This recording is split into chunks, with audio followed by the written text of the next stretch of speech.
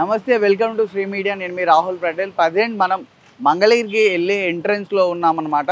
So ఇక్కడ మన వెనకాల ఫిష్ ఆంధ్ర మినీ అని కనిపిస్తుంది కదా, ఇది వైఎస్ఆర్సీపీ గవర్నమెంట్ ఉన్నప్పుడు ఫిష్ ఆంధ్ర మినీ అని చెప్పేసి అప్పుడు ఒక ప్రోగ్రామ్ స్టార్ట్ చేశారు కదా, చాలామందికి ఉపాధి దక్కుద్దని చెప్పేసి. ప్రజెంట్ ఫిష్ ఆంధ్ర అనేది ఎలా ఉంది, నడుస్తుందా లేదా అని తెలుసుకోవడం కోసం మనం ఇక్కడ దాకా వచ్చాం అనమాట. సో ఒకసారి చూడండి ఈ ఫిష్ ఆంధ్ర పక్కన ఎట్లుందో, చెత్త చెదారం ఎంత చూసుకొని. ఇదైతే ఏకంగా డైరెక్ట్ బట్టలు ఉతకడానికి తయారు చేయించుకున్నారు దీన్ని.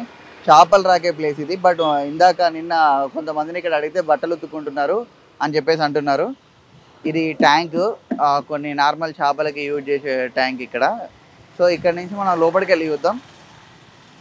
మామూలుగా అయితే ఇది వాడకంగా లేదు అని చెప్పేసి క్లియర్గా తెలుస్తుంది. వాళ్ళని అడిగితే చాలా రోజుల నుంచి కూడా లేదు అని చెప్పేసి అంటున్నారు. ఇక్కడ చూసారు కదా స్టాండ్స్, ఇవన్నీ కూడా మొత్తం పాడైపోయి ఉన్నాయి, ఎన్నో రోజుల క్రితం యూజ్ చేసినట్టుంది.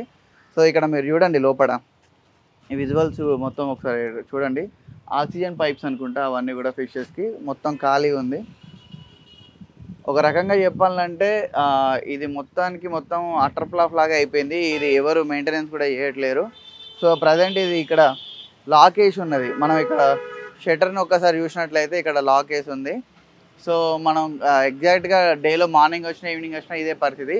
ఫిష్ ఆంధ్ర అనే ప్రోగ్రామ్ని ఇప్పుడు కంప్లీట్గా క్లోజ్ చేశారు. దీనికి పెట్టిన బడ్జెట్ ఏమైందో, మరి ఎట్లా నడుస్తుంది ఏందనేది కూడా ఎవరిని అడుగుదామన్నా ఈ చుట్టుపక్కల కూడా ఎవరు లేరు. సో మీరు ఒకసారి విజువల్స్ అయితే చూడొచ్చు.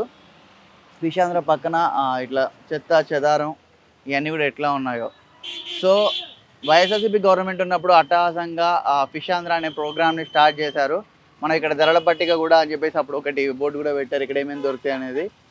శీలవతి, రోబు, రాగండి, కట్ల, బొచ్చ, కొర్రమీను ఫ్రెష్ అని చెప్పేసి మళ్ళీ దాంట్లోనే డిఫరెంట్ టైప్ ఆఫ్ ఏమేమి దొరుకుతాయి ఇక్కడ అని చెప్పేసి ఉంది. దాని పక్కన కేజీ ఎంత అని చెప్పేసి కూడా ఉంది.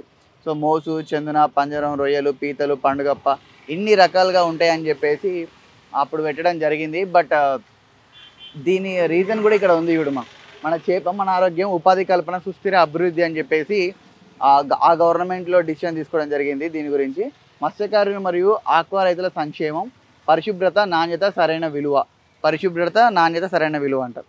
ఆంధ్రప్రదేశ్ ప్రభుత్వం చేత సర్టిఫై చేయబడిన ఉత్పత్తులు, వివిధ దశల్లో నాణ్యత ప్రమాణాల పరీక్షలు, సమీప ప్రాంతాల నుండి సేకరించబడిన తాజా చేపలు, రొయ్యలు మరియు పీతలు, దళారుల ప్రమేయం లేని ప్రత్యక్ష సమీకరణ విక్రయం.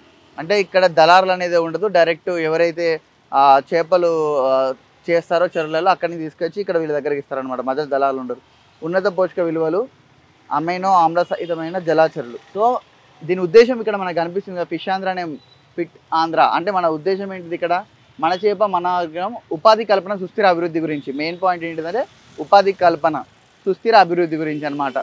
సో మరి ఫిష్ ఆంధ్ర మీ ఏరియాలలో ఎట్లున్నది, ప్రజెంట్ మూలపడ్డదా, అన్ని ఏరియాల పరిస్థితి ఇట్లనే ఉన్నదా? సో ఇక్కడైతే చూసుకుంటే మాత్రం ఇది వాడకంలో లేదని చెప్పేసి మనకు క్లియర్గా అర్థమవుతుంది. ఎటు చూసినా కూడా చెత్త చెదారంతో నిండిపోయింది.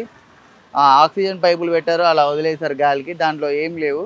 సో శుభ్రత సంగతి పక్కన పెడితే అసలు చేపలే లేవు.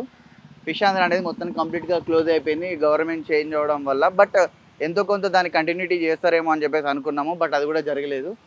విజువల్స్ అయితే చూడండి మీరే.